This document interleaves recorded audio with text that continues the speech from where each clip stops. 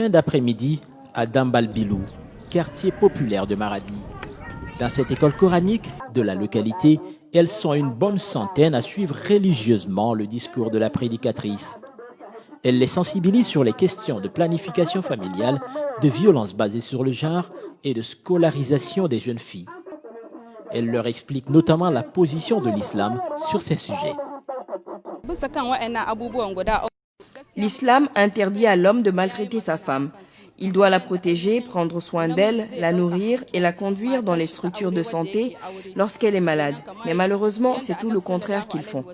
Quant à l'utilisation des services de la santé de la reproduction, une femme enceinte doit y aller pour avoir des informations nécessaires et les soins nécessaires pour mener à terme sa grossesse.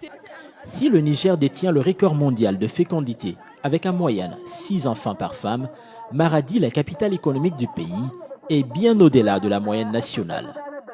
Ici, elle est d'au moins 8 enfants par femme. Tenant compte du contexte de Maradi, il est apparu important de mobiliser les femmes oulémas disposant d'écoles coraniques pour faire des prêches au niveau de leur école, prêches pouvant toucher plus de 200 femmes par école.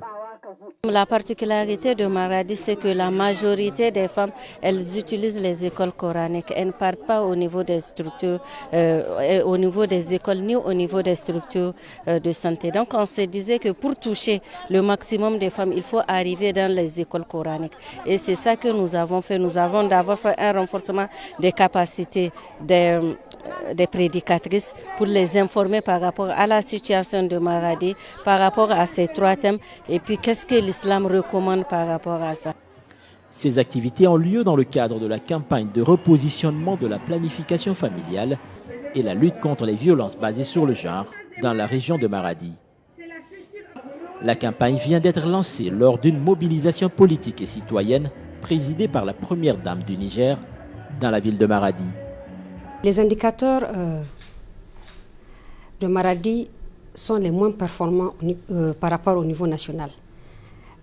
Nous avons un faible taux d'accès aux services de santé. Si nous prenons par exemple le cas de la planification familiale, nous avons à peu près 7% seulement qui ont accès à la planification familiale.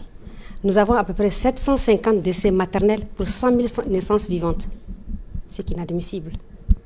Si vous prenez le cas aussi par exemple du mariage précoce, nous avons près de 90% des jeunes filles sont mariées avant l'âge de 18 ans. Je dis bien 90% des jeunes filles. En fait, c'est tous ces facteurs qui concourent à nous faire agir.